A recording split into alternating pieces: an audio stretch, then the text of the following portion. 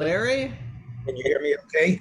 we can, and I believe, even though it's a couple minutes early, I believe we're live. So everybody isn't necessarily online yet, but we are live. So of course they have everybody's hearing what we're saying, but I'm delighted that you're here this morning with us. Thank you very much for inviting me, and I look forward to the conversation. Yeah, I think we've got 3 minutes left until we're officially on.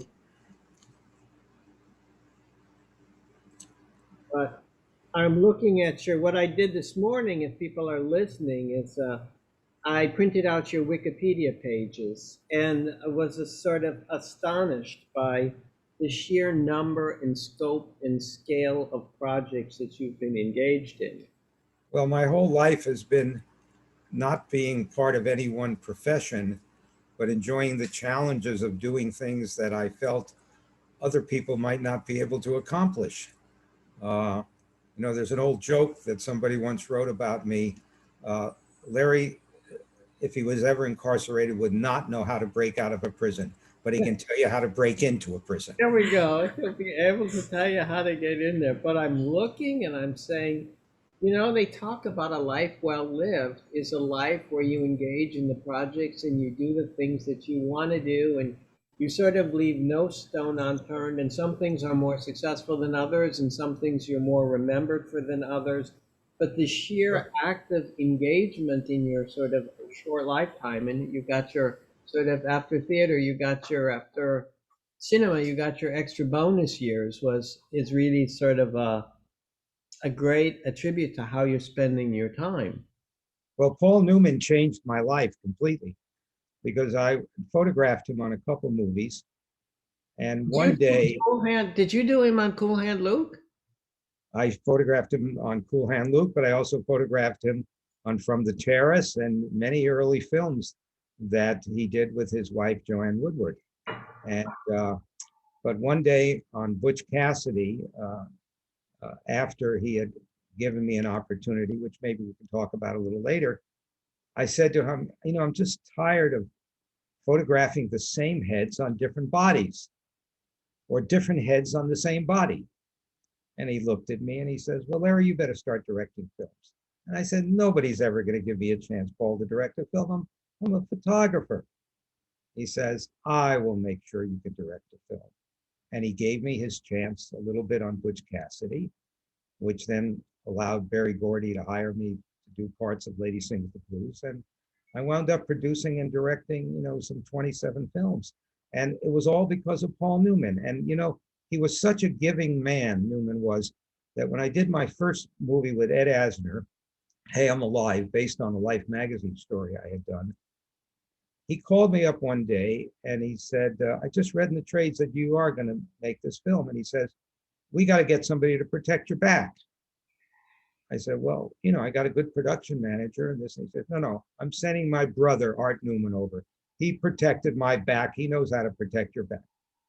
And of course, Art was paid as part of the budget, but he did 3 films for me, Art. And that was Newman. Newman was such a giving man. Yeah, I heard that Newman was really a great person to work for and just a pleasure and a real gentleman from beginning to end. Was. We are now 11 o'clock, so we sort of are official. I think maybe a couple people will be late in coming in, but I'd like to start. My name is Holden Luntz. We're sitting at the Holden Luntz Gallery, and Larry is in Pennsylvania at his house and studio. So I welcome Lawrence Schiller to our conversation this morning. Normally, when we talk specifically about the aesthetics of photographs and how photographs come to mean what they mean. But something about Larry Schiller's work is pretty interesting to me. I always thought, being of a specific age, that my kids were never lucky enough to live through the 60s.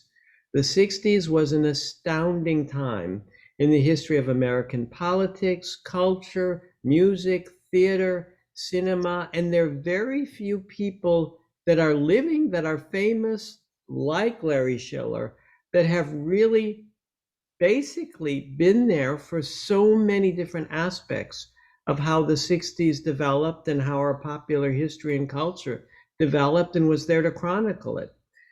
In addition to being a photographer and working for Life, for Paris Match, for Sunday Times, for Time, for Newsweek, from Stern, there's Saturday Evening Post.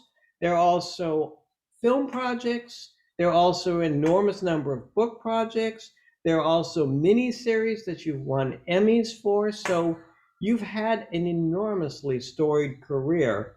But what I thought would be the best way of allowing the people that are listening to basically enjoy and to learn about the work is to put together a stack of some of the photographs that we, at the gallery like the best.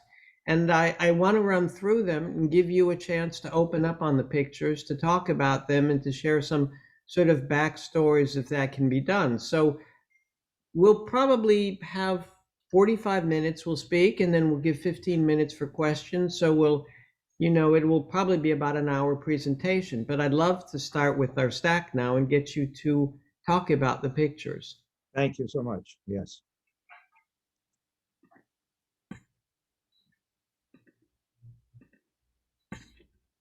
So an obvious place for us to start is with the Marilyn pictures. If there's something that's sort of pictures that have stayed with everybody that knows them, it's your Marilyn pictures. So can you tell us the story about shooting for Something's Gotta Give, especially the sort of swim pictures that our clients have loved and purchased? Well, I'll tell you about that very quickly. But first, my relationship with Marilyn Monroe starts when I was in college, and I saw a drawing, an artist rendering of her on Time magazine's cover. And I said to myself, wow, when I get out of college and I really start to shoot pictures, I want to photograph her. Little did I know that in 1960, Look magazine would hire me to photograph her and Yves Montand on a movie called Let's Make Love. And Johnny Cook, the PR guy, took me over to the soundstage. And as we walked towards her dressing room, she was walking from another direction. And she started up her steps, and Johnny Cook said, "Marilyn, this is Larry Schiller from Look magazine." And she swung around so fast, not because of Larry Schiller, but because of Look magazine, put out her hand and said, "I'm Marilyn." Well, I got to tell you, I didn't know what to do. So I responded very quickly and I said, "Oh, I'm the big bad wolf." And she looked at me and said, "Well, you don't look so bad right now, but I'm sure when you get older, you will be." And of course, the conversation ensued. And she went and sat down and in front of her dressing room mirror. And Alice started to do her hair, and Whitey Snyder her makeup. And I started to shoot her in the mirror. And she caught the lens and she said, looking in the mirror, "Larry, you're never going to get a good picture of me from that angle. You go sit in the corner and, that's going to be a good picture." And I went and sat in the corner like a puppy dog. And I lifted my camera, my Nikon with the 105 lens, and she turned around and just gave me a look and banned one frame on the roll of film. And that was it. Little did I know that 2 years later, I would be assigned by Perry Match to photograph her in a movie called Something's Gotta Give. And what was that experience briefly like? Well, the experience, in those days, there were lots of photographers who photographed motion pictures because the studios wanted the publicity in magazines all over the world. Television wasn't a form of publicity, and newspaper ads were too expensive. And there were great photographers, some of them of Johnny Bryce and Bob Willoughby. Harry Benson was wonderful at photographing celebrities. I think he's one of the photographers you represent. So I went to meet Marilyn at her home to discuss the screenplay. Which are the best scenes to photograph? Because I'm not going to be on the set for 3 months. And at one point, we're looking at a scene where she's in a swimming pool in a nude colored bathing suit, and Dean Martin is on the balcony, supposedly looking at her, etc. And she turns to me with Pat Newcomb, her press agent, over by the window, and said, "Larry, what would happen if I jumped in the swimming pool with a bathing suit on, as the script says, but came out with nothing?" And I was a little cocky by then. I'd already won some photo awards and been published in magazines. And I looked at her and I said, well, the problem is, Marilyn, trying to be light about it. You're already famous. Now you're going to make me famous. And she smiled and looked at me and said, don't be cocky, Larry. I can fire you in 2 seconds. Of course, she didn't fire me. No. But, that was Marilyn Monroe. And I could tell you so many wonderful stories. She was quick. She understood the business by the time I had gotten to her. She had been run over by a lot of trucks in her life, as the saying goes. And it was a pleasure, to be able to photograph her in many different ways. There is sort of such kind of a kind of an innocence in the pictures that, they're innocent and they're not innocent. They're flirtatious, but they're, you can see her as a real ingenue. You can see how the world loved her. By the way, there was a book that you could buy that Taschen, about your work with Marilyn. And Yes. it was $1,000 and it came with a special print, and we have a copy of it in the gallery, and it's beautiful. Right. I'm happy to tell everybody that is listening that the trade edition is coming out, and that'll be out in another month. And if you like Marilyn, and if you want to see these sort of legendary pictures, but there's a big text to it, and you can read all of the sort of backstories. Sure. It's a wonderful book. So the Taschen book is coming out, trade. It's your book on her, and it's certainly a book worth giving and being worth in any library. It's Right. I really look forward to being able to do with you a book signing down here, and being able to invite people in to get their copies of the book and to look at more of the work. Love to come. People often ask, why did she do this scene? What was behind her idea to come out of the swimming pool with little or nothing on, and advance the scene further than what the screenplay said? Because the screenplay said she's just in the water, tantalizing Dean Martin. And what we discover was that the same studio was making Cleopatra with Richard Burton and Elizabeth Taylor. And Liz was getting paid over $1 million and 10% of the gross of the film. And Marilyn was still getting $125,000 from the same studio. Mm-hmm. And she couldn't handle emotionally the fact that every single magazine had Liz Taylor on the cover. And she had to go back to that very basic instinct of the use of her body and her motivation, because later she said to me, after she was looking at my pictures, which she had somewhat of approval of, and said, I don't want to see Liz Taylor on the cover of any magazine when you sell these, Larry. That's a condition of sale. And she used that word. It was one of the first times I heard a celebrity use it. It was a condition of sale, because she wanted to make sure that the studio understood she could generate as much publicity as Liz Taylor could. And she has. So we'll look at the next slide. Thank you. Muhammad Ali, this is a brilliant picture, which I know nothing about. Well, it's very interesting because I lived in San Diego, California when I went to high school, and my parents lived there. And this picture tells a lot of different stories in it. And my father introduced me to Floyd Patterson, who used to train in Carlsbad, California, and Oceanside. And there's actually a picture of my father, mother, that I took with Floyd Patterson. So, in high school and in college, I started to work with a magazine called Sport Magazine, shooting sports pictures. That's what high school photographers do. They shoot pretty girls and sports pictures. And eventually, this was way before Sports Illustrated came into business. So even though I was somewhat of an accomplished photographer by 1965, there was a big fight that was going to take place in Las Vegas. And Floyd Patterson was going to fight Muhammad Ali. And I covered the fight in 65. And what's really interesting about this picture, and I'll tell you some stories you don't know. You see, there's a gentleman with a red sweater on under Ali's feet. And he has a Leica camera, and underneath it is what is called a Leica motor.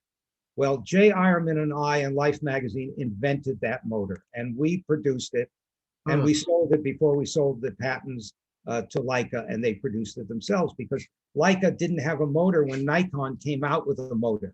And The even motor though drive, yeah. Nikon's motor had a battery pack, Leica's camera didn't work with it, and we made this Remo pack. Eventually, we made a thing that went under the Nikon camera called a Remo pack that everybody used. Now, one of my closest friends in sports is over on the left side of this picture, and that's Neil Leifer Aha.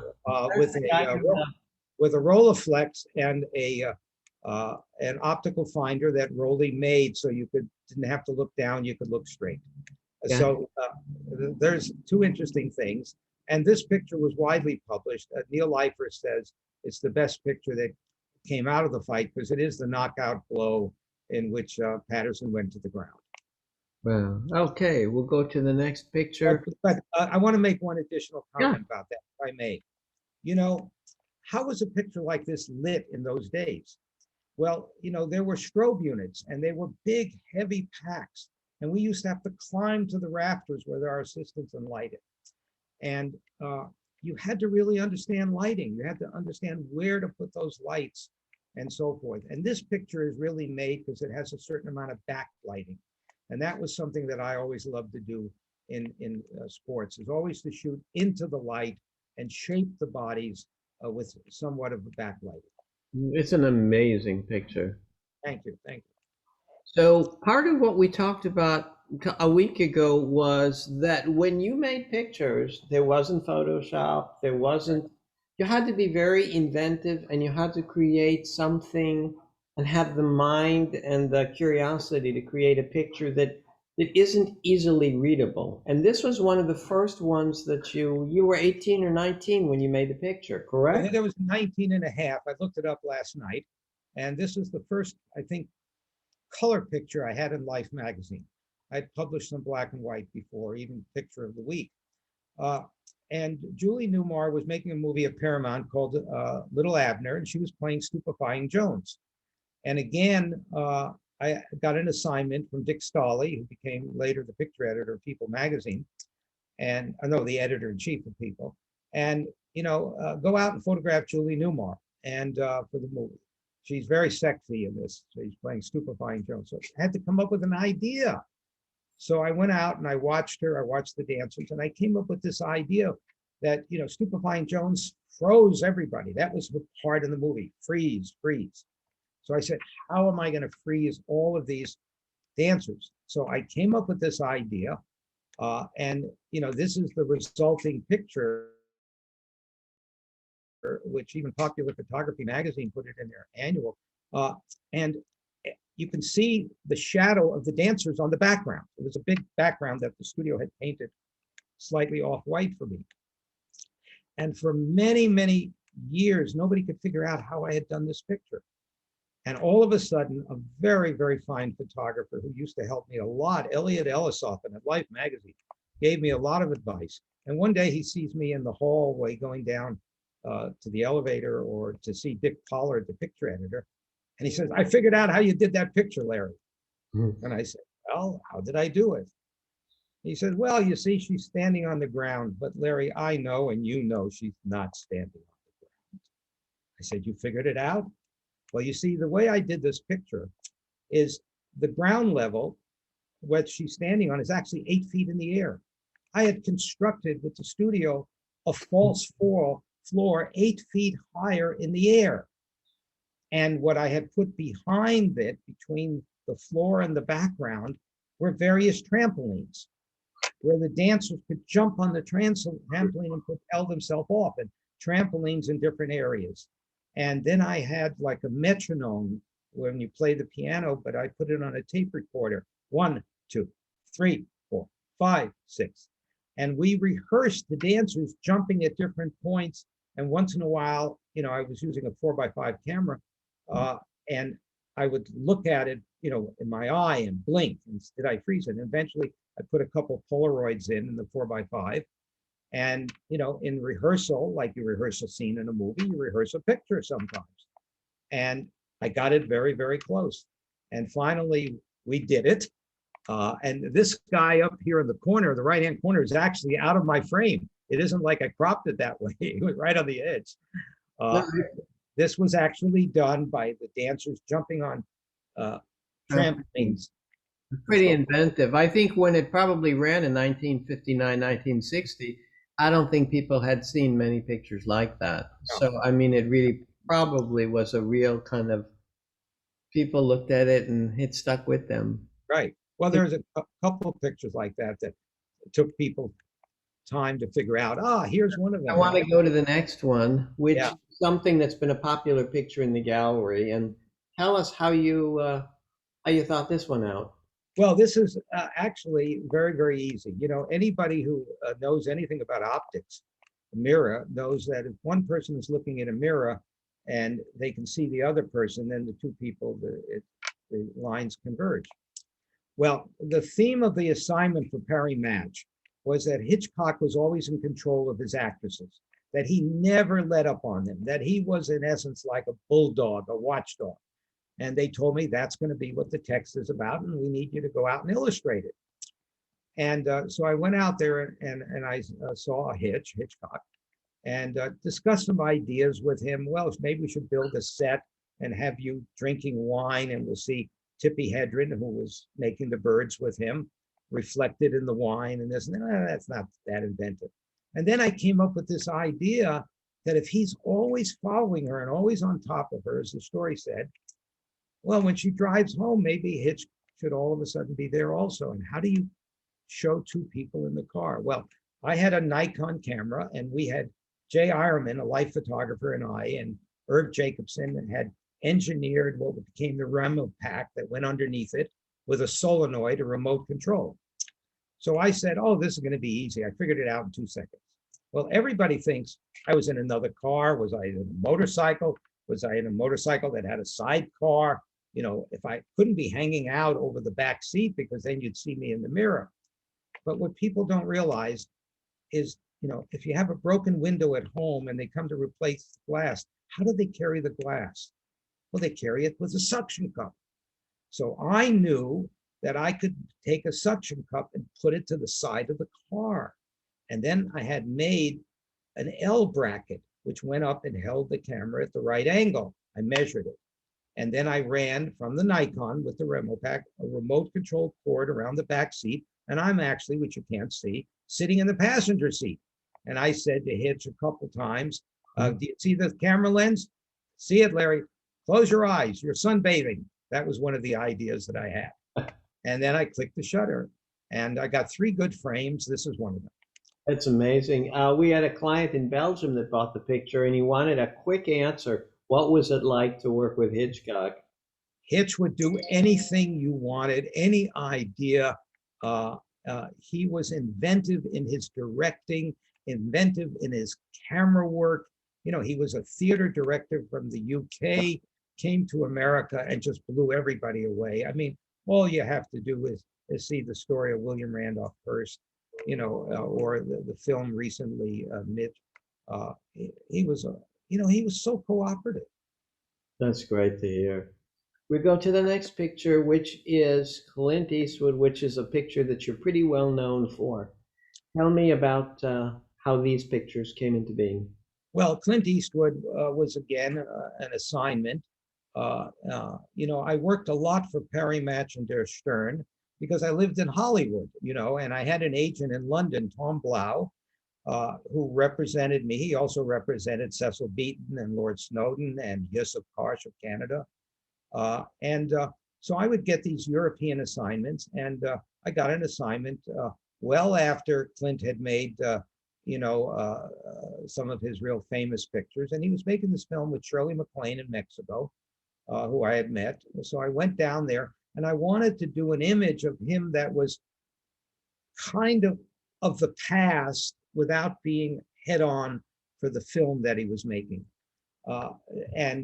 So I asked him if he wouldn't mind chewing a couple of cigars, and I had brought him a cigar.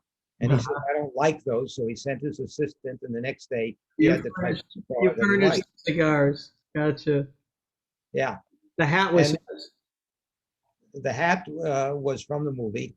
okay. And this is a beautiful shot. And, you know, with Clint, again, celebrities in those days understood the value of photography, that they would last and they were a form of publicity. So I used to bum around with Clint. we would go eat. The other picture is he's eating some chicken at the steps of the hotel we were staying at in, I think this was in Durango, Mexico. And it's just, both of these are favorites of mine. They're just simple pictures. Yeah, but good character studies. Yes, thank you. We'll move to this guy. When I did graduate work in film and photography, this guy, people don't understand. Buster Keaton was probably the single most talented physical comedian there was. Everything was shot in long shot and middle shot without edits. Charlie Chaplin used to edit it. He did all of his own stunts. He was, to me, an amazing hero of silent cinema.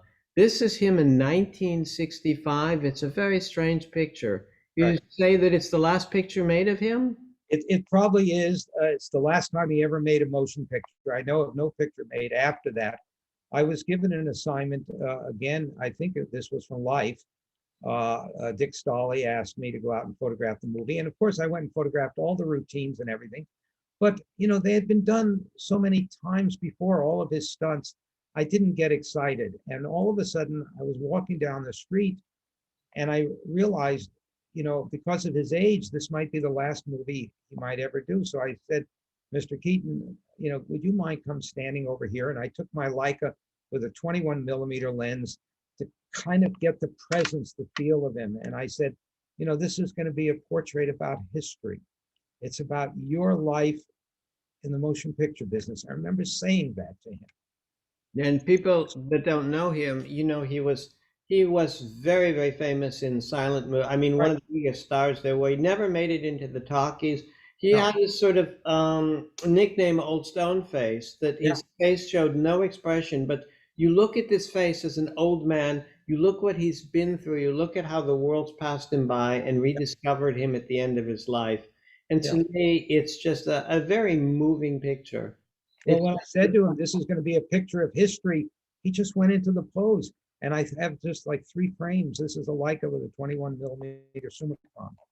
So I put it in because I really like the picture. We'll go to something next that's probably better known, which is Paul Newman and Robert Redford. This picture has found a lot of people that have bought it from the gallery. One thing is, I mean, they're in Mexico, obviously. I don't know what film they're working on, but who is Butch Cassidy? Butch Cassidy. And who's the third man? That's George Roy Hill, the director. Okay. This was taken.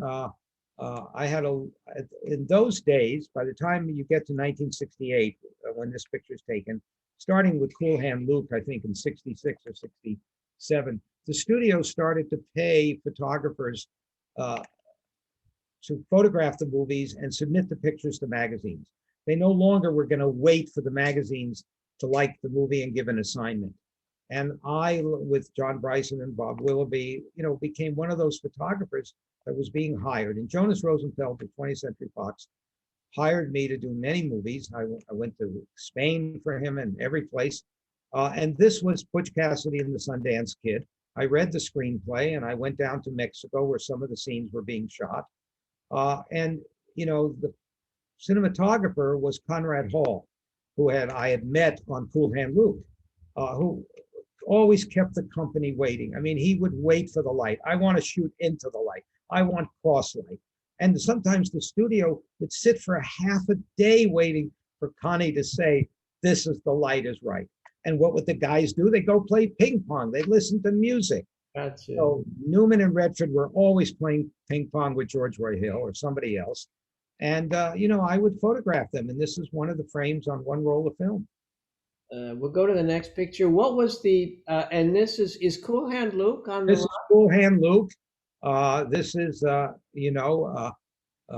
virtuoso performance by Paul Newman. Yes, it was great. This was photographed in Stockton, California. There's a couple portraits. The one on the left, women like very, very much. But there's a story about that little thing, the bottle opener that he has around his neck. Newman was always drinking beer. And I have a picture which he promised me never to publish, and of course I won't. Every night he'd go into a portable sauna and he'd sweat out the beer that he drank all day long. And that was Newman. He'd drink all day long. Right, but he liked beer. and sweated it out at night, That's very and funny. he'd do that on several movies, WUSA, which I photographed, and a racing movie that he did that I photographed him and Joanne Woodward on. He was wonderful. And, he was one of the few guys that never looked away from the camera. Some celebrities and some people, if they think the angle is bad, like Marilyn said, go over in the corner, you get a better shot. But he's a willing subject, Newman couldn't care less how you and would he do it. lets you do your job. Yeah. If we go to the next picture, you were the montage director for. Well, this is what's really interesting. Everybody has the screenplay, this, that, and everything else. And the short and long is one day I say to John Foreman, the producer, and I don't think Newman was at the table at that exact moment. And I said, I'm reading the screenplay, and you go from the west to Bolivia, and it says the bike falls down, and all of a sudden you're coming off of a train in Bolivia, and there's a long dissolve. I said, but that's not how people went to South America. You had to take a train across the United States. You had to wait in New York for a month. It wasn't like cruisers are leaving every week for South America. And you would go to see the sights and this and that. And I said, you should think about, maybe adding a couple scenes. Well, the next day, Newman comes over to me and says, John says that you have an idea that we should do a montage. Can you make a list of the scenes that you think should be shot in New York? So I made a list in a picture. And then he said, how would you do it? Well, I had remembered seeing Charles Ames's exhibit at the Seattle World's Fair in '62. You have to remember this is '68 or '69. And I said, Charles Ames really introduced something on montages at the American Pavilion. And I think I know how to make that montage. They gave me a sketch artist. We did the sketches. They took the whole thing to Richard Zanuck Jr., who was running the studio. It cost $250,000 to build all the sets. And I directed it. It's about 6 minutes in the film. And, that was the end of really being a working journalist. A few years later, I was producing and directing my own films, all because of Paul Newman. And this particular in Butch Cassidy. Yes, well, he started me, and when Paramount and Berry Gordy saw the montage, and they were having problems with Lady Sings the Blues, it was too long. They hired me to cut it, and I did 5 montages. I did the title sequence. They're all still photographs. You see, I was still taking my concept, my ideas of stills, and moving them into movies. I didn't know how to make movies yet. I had to learn how to make movies. And these are tone pictures? I mean, yeah, well, what I did is they're not, in those days, there was what was known as Codolith film and Codolith paper. And if you put it in a certain chemical mix, I can't remember where I read it, they came out brown. And now you can do it in Photoshop. But all the originals that I used in the montage, the traveling montage, were all the paper was, that's the way it came out of the chemical bath. And the relationship between Robert Redford and Paul Newman, were they into characters together? This is again Newman. When you have 2 great stars, Redford had just come off Barefoot in the Park with Jane Fonda. Yeah. And the short and long of it is, a big star like Newman, who owned the picture and everything, they want the close-ups. Newman never was that way.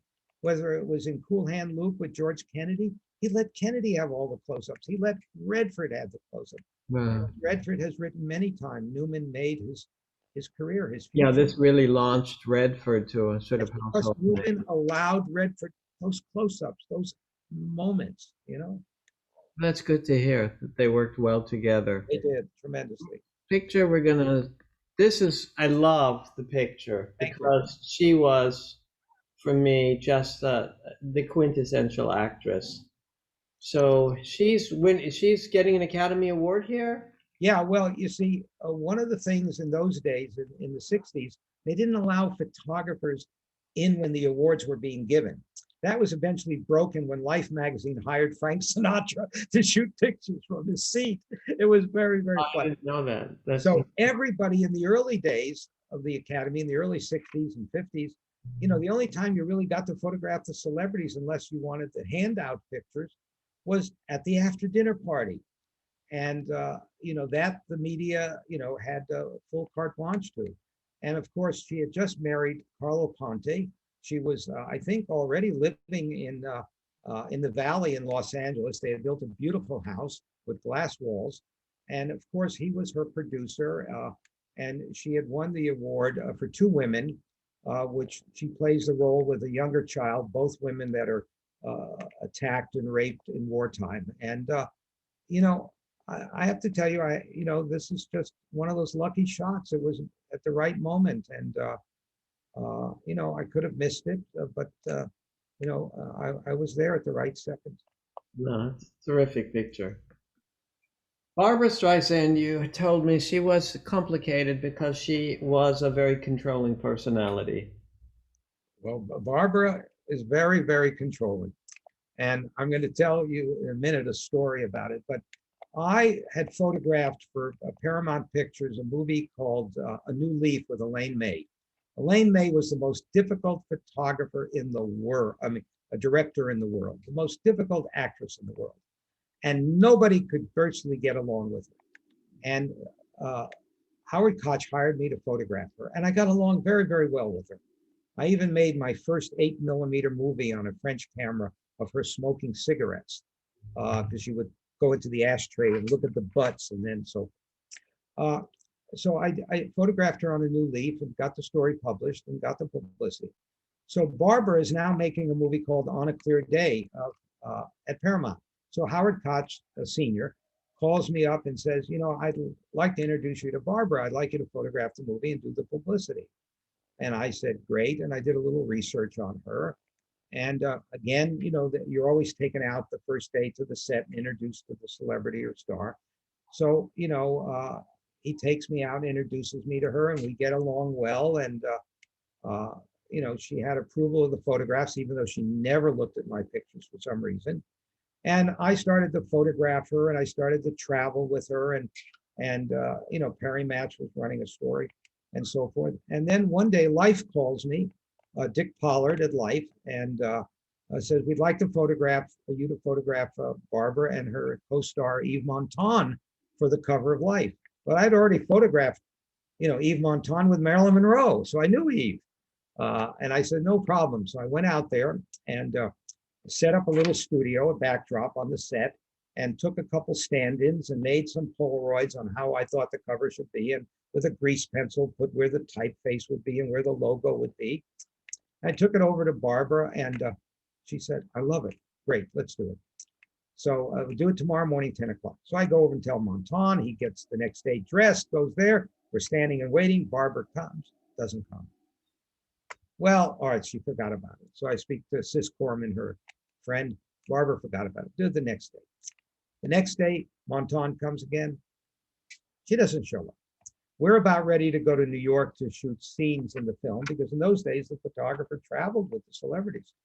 And, the picture on the bottom right-hand corner, which is a beautiful portrait of her, is actually made on the airplane going to New York City, of her in the little hat. And she loved that picture. So in New York City, I still had to do the Life cover. And Dick Pollard's calling me and say, when are we going to see something? So I got a 16-foot semi truck, and I parked it by the back door of the Plaza Hotel where we were all staying. And so that when she went out the back door and got in her car, all she had to do was jump inside the truck, and Montan was there, and one roll of film on the Hasselblad, and that would be it. She'd already approved the Polaroids. So she comes right out the back door, boom, gets in her car and goes. She saw the truck. So on the set in Central Park, I go to see her. They say, Barbara, you're embarrassing Montan. Pollard won. What are you going to do? Are we doing this or not? She says, Larry, Howard Koch told me you were a smart photographer, but I think you're the dumbest photographer I've ever met in my life. And she said it with that type of inflection. I said, what do you mean I'm so dumb? She says, don't you realize a picture of me and Eve Montan when this movie is over is going to be long forgotten? It's just going to be a set still. But a picture of me alone can always be sold. That was Barbara. And that's the picture right there in the center, in which I did a double exposure, which was on the cover of Life magazine, the one in the center. Wow. And she loved my portraits. I didn't try to copy Avedon or, Bert Ritt or anybody. It was always, what can I do a little bit different? And, lighting was something which came very natural to me. I could look at somebody's face and I could imagine what it would be. And in those days, I worked all with strobe units.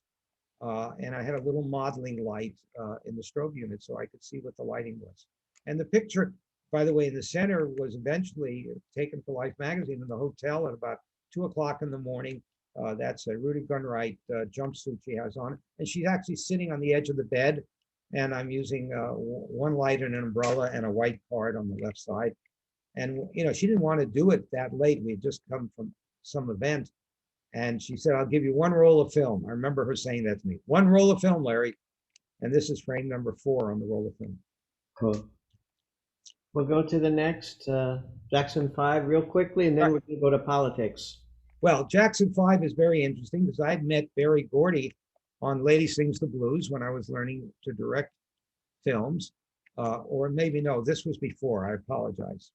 I'm 16 years old going on 84, so memory isn't that good. But I think I got a phone call from Berry Gordy. And I really don't remember what this was shot for. I can't remember. But I photographed Diana Ross for the New York Times Magazine. That's right. And she told me about the Jackson 5. And then Berry Gordy called me and said, they're coming out to California to make their first real single, and they're out. And, and we'd like you to photograph her. Maybe you can get it in some magazines. And I discovered that they were like from the Midwest or someplace. I can't remember now. And I said, have they ever been to the beach? And he said, no, I don't think they've ever seen water. So that's exactly what we did. They came out in a limousine, and I had a station wagon, and we took a ghetto blaster and put some music on. And this was the first time they'd ever been to the beach. And there's Michael.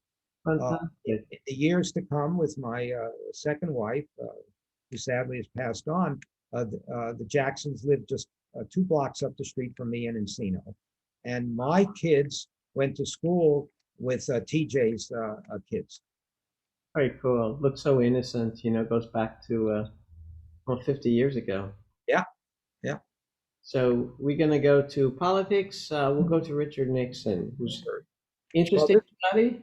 Yeah, this was an assignment. It's a very interesting. Perry Match calls me, the top left-hand corner. And we want you to photograph the next president of the United States. I'll give you 4 months on this assignment. Travel with Nixon all around California, all, wherever he's campaigning in the East and every place. Acatella Lodge in Palm Springs, this, that, and everything else. And they, in their minds, he's the next president of the United States, Richard Nixon. And of course, comes election night in 1960 at the Ambassador Hotel. I'm up in his suite on the 6th or 7th floor, in the hallway and coming down.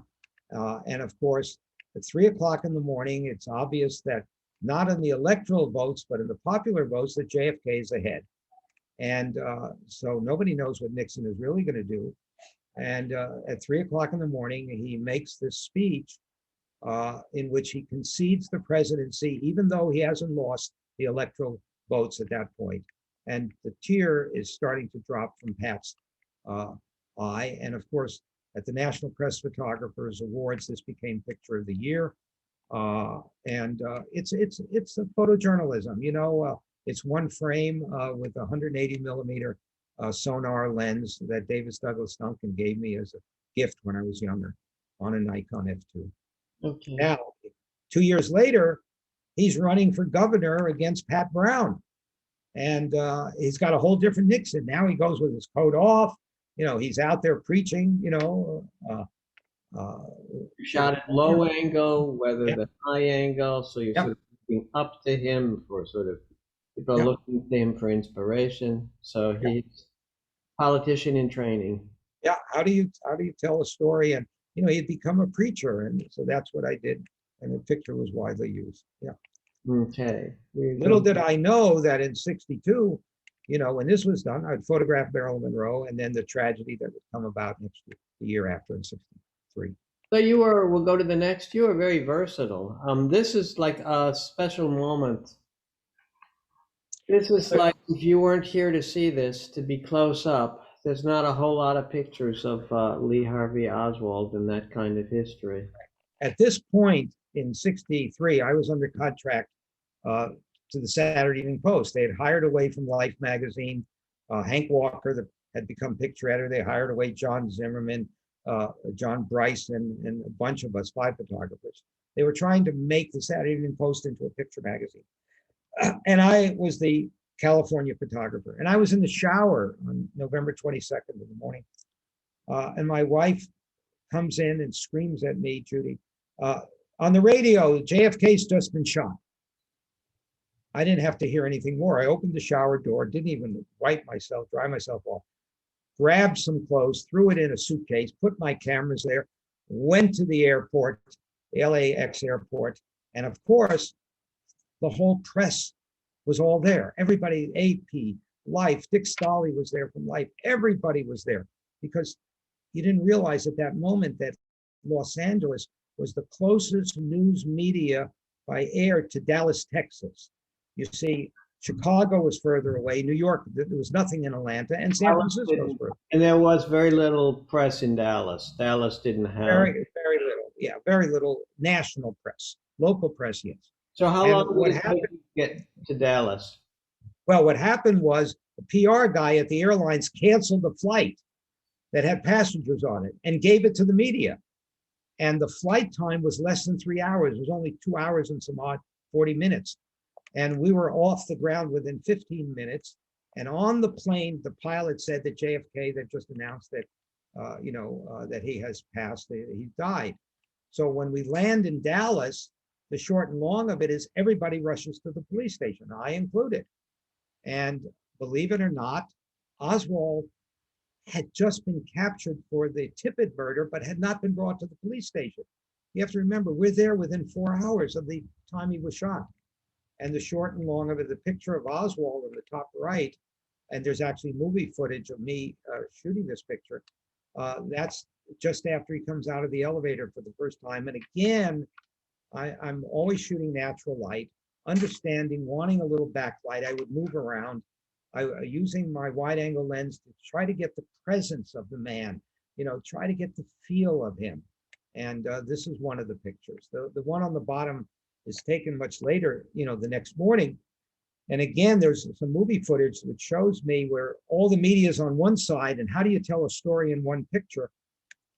And I'm moving around with my Leica, again with the 21 or the 28. And, to me, this is how you tell a story, of the whole media being shown the gun rather than just a picture of the gun, like everybody is shooting. And then, of course, Marina in the top left-hand corner with Margaret is brought in the next day with the baby. Dick Stolley was working with the Zapruder film. And I started to build over the coming days and months a relationship with Marina and Margaret. And eventually I would work with her for years. She used to bring her kids to vacation with my kids, write me letters. And eventually Norman Mailer and I would do a book, which Marina helped arrange in the Soviet Union. And I'll end with a very funny story with Margaret, because I had interviewed her extensively. And one day she calls me no, excuse me, this is not Margaret, it's another story, but it's Jack Ruby's story. It's Jack Ruby's sister calls me one day after interviewing her and says, "You speak Yiddish? You speak Yiddish, Larry?" I said, "No, I don't speak Yiddish." She says, "I got a lot to tell you, and I've got to tell it to you in Yiddish." I said, "Eva," her name is Eva. "Eva, somebody will, if they're bugging you, they'll translate this and that." But that was the level of Eva Grant and Jack Ruby. Wow. So Robert Kennedy. Well, Robert Kennedy, my relationship comes about with him. Again, I'm given an assignment, and I knew Ed Guthman from the Justice Department, who was Bobby Kennedy's aide when JFK was killed. And so I go on the road, not knowing it's going to be the last 6 months of his life in '68, and travel with him throughout the United States. Bobby Kennedy was, I'm going to use a word that's in all of our vocabularies. He was really a mensch. He was just a wonderful guy. If he was tired, he wouldn't make the plane wait for him so he could have an extra hour's sleep. he'd get on the floor of the plane as he's here sleeping with the Cocker Spaniel there. The top left-hand picture, I remember saying to Ed Guthman, I said, Ed, people are coming out when we're going from city by city in the motorcade. I got to get a long lens shot showing how people are just coming out from their farmhouses.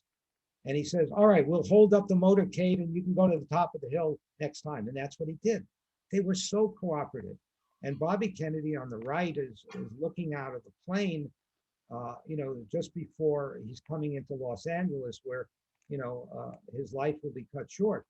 But I'm going to tell you a little quick Bobby Kennedy story just to show you how he is. We were leaving Idaho, I think it was, or Ohio, and we go down the runway, in the chartered plane. It was a prop plane or maybe an Electrojet. And the guy pulls back the throttle and comes on, the captain, and says, well, we got a problem with a Mach switch. We're going back. We're going to replace the switch. So we go back. We sit for 20 minutes, and he replaces the switch. And the guy says, all right, we're going to try it. And by then, I'm up photographing Bobby Kennedy a little bit closer. And there are some journalists there and so forth. And Bobby looks at us all and says, if we don't make it this time, all of your guys' names, you're on page 40 in small print. I get the headlines above the fold. Bobby Kennedy.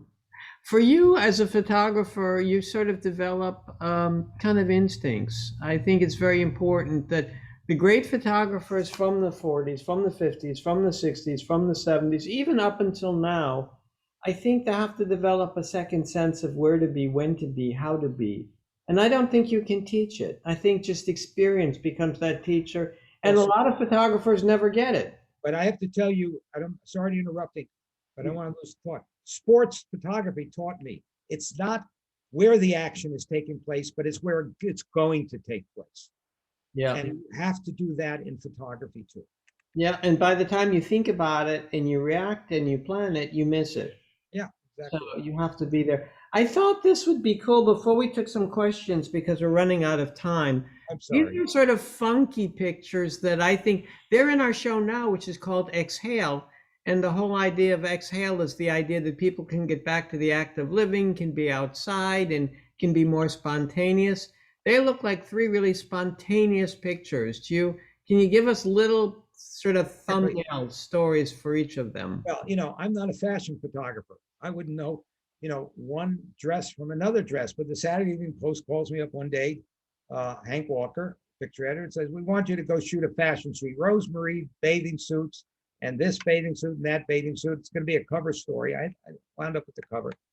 So to me, how am I going to shoot fashion? I'm going to put the girls in situations where the situations are interesting and the clothes are secondary, but yet it's a fashion story. So the one in the center is really interesting. In San Diego, where I used to live, I was living in LA at that time, there was a naval amphibious base, and they would teach sailors, underwater demolition guys, ditch and recovery. And they had this big tube, maybe 20 feet deep, with windows on it so the instructors could watch. And they would throw the diving gear at the bottom of the tube, and they'd say to a sailor who was being trained, now jump in there, go down 30 feet in the water and get your gear, put it on and come back up. And, I'd seen that happen. And I said, well, why don't I just put a girl in there and let them look at the girl through the window? So that's that picture. The one on the right is a very famous house on Hancock Park in Los Angeles that Anutra, the designer, had designed. And the house was all black and the swimming pool was all black. And as you can see, the cement around it was black. So I had the makeup girl put white makeup all over the girl and put a black and white bathing suit and put her in a bubble. So, it's just an idea. And the one on the left is Paradise Cove. If you're going to do swimming suits, you got to have a swimming pool on it.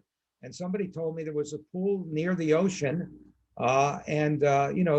People had barbecues around the pool. So, I kind of like restaged a little bit of a barbecue.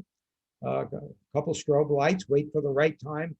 So the background is going to be lit naturally, but etc. And, there it is, a couple rolls of film, and you're having a lot of fun. I wanted the pictures to have fun. course, I got in They look trouble. like that. They Yeah, look like they're out of the sort of out of yeah, the box, yeah, which to me is what makes them interesting, and you can't figure them out so easily. And they have a kind of a wacky yeah. 60s feel to them, a retro feel Oh, yeah, to them. yeah, yeah. Yeah, I'm still not a fashion photographer.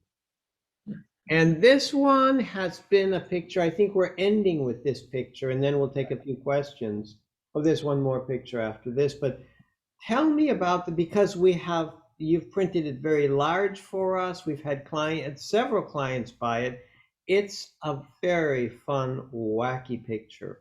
Yeah, What happened here? this is actually taken. Some people think it's part of my bathing suit story, but it's not. It's taken either in 58 or 59 at Mission Valley Country Club, where there was a bar and they had a big swimming pool outside. And somewheres along the line, they reconstructed it so you could see into the swimming pool. And you could see all the guests swimming and children playing and this and that. And I wanted to do something a little different. So I went out and I got a model. I was doing an ad campaign working for a small ad agency, and this was published in magazines. And I came up with the idea that, let the girls swim right by the window, and the guys at the bar, some looking, some not. Were the And guys that's the picture. the well-dressed guys at the bars, were they actors? Were they hired to do this, or were they just there? Uh, One guy was there, uh, two were hired, and the young lady was from the hotel here on the right. And the swimmer this was like a one-time thing. It never happened again. Yeah, Right? yeah, yeah, yeah, yeah, yeah. And where did this run? It ran, I can't remember specifically, but in various magazines all over the place. It was very popular. And of course, the Getty Museum, when they did their big show, they ran it very, very big. They did a big show on Southern California. Very cool. And last picture, right? Palm This, Desert. this is part of the bathing suit story that I did. How do you do something a little different? A girl in a swimming pool. So I took my Hasselblad and had a little housing made out of plexiglass, uh, and went down with my own tank and my rebreather and everything, and posed the model. Had a couple assistants and girls in the top and so forth, and shot up. This is from the bottom of the pool shooting up. Now, you told me that there was a very special camera at the time, 1963. There was no cameras except one that could do this job. Right. Well, what happened was the famous ocean guy, Jacques Lowe, had invented a camera which was Jacques Cousteau. Yeah. pardon? Jacques Cousteau. Jacques Cousteau. I'm sorry, not Jacques Lowe, the photographer. Jacques Cousteau had invented a camera that had been built special for him called the Calypso. And I had photographed him, and I asked him if I could use the Calypso, and I put that in the housing also. I had the Hasselblad in the housing. This frame is actually made from the Calypso. And I shot this with the Calypso, even though I shot it with the Hasselblad. And the Calypso eventually he licensed to Nikon, and it became the Nikonus camera, which was the first real underwater camera that photographers used all over the world. So it's really being creative and finding a way to do something, that nobody else had done. How do you tell a story differently? And sometimes you win, sometimes you lose. And if you win enough times, then you get hired. Yeah, no, I think a great photographer is oftentimes a great storyteller. Thank you. Thank you. Do we have questions, Jay? Are there any quick questions that we can take since we have a little bit of time? Do. So from Diana, we recently acquired the photograph that is behind Holden. Could you tell us more about? Okay, so we did hear more about it That's in actually. Palm Desert, and I had to use different girls in each of the photographs, so these girls don't really appear in any of the others. It's a very special photograph. It had never been done before. Out of this, I wound up shooting water polo underneath, from in the water, under shooting up at the guys were playing polo. And eventually, everybody was making underwater cameras, but this was one of the early ones. And, Jacques Cousteau was my inspiration for this. I did learn one other thing from Jacques Cousteau, is that he would light all of his pictures underwater. He would bring lights on light stands and put them down, and he would build a set. It's unbelievable. Yeah, there's no light. Unbelievable. That was Cousteau. Next question. Paul, we answered your question. That was regarding the Hitchcock photograph. And yes, he's in Luxembourg. So that's now in Luxembourg, that piece. All right. Well, thank you very much for collecting the picture. Hitch loved it also. And I eventually gave Tippi, when she retired, one of them. She had actually never seen it. And by the way, when it was first published in Paris Match, they ran it in black and white. They didn't have any color space. It wasn't until I editioned it that people saw it in color. Everybody thought it was a black and white picture. Wow. Alana asked, what was the one shot that got away that you still think about today? Well, I think it's the assignments that I was never given that I still am very, very upset about. I was never given an assignment to go to Vietnam. And it hurts me a lot. Davis Douglas Duncan and a lot of great photographers went, and I would have liked to have gone. So that's one that, got away from me. And, one of my good friends was a great, great civil rights photographer, Steve Shapiro, photographed, civil rights in and out. I did a book for Taschen with his pictures, and James Baldwin's text. I never really did have a big civil rights assignment. So those are the two things that got away. Perfect.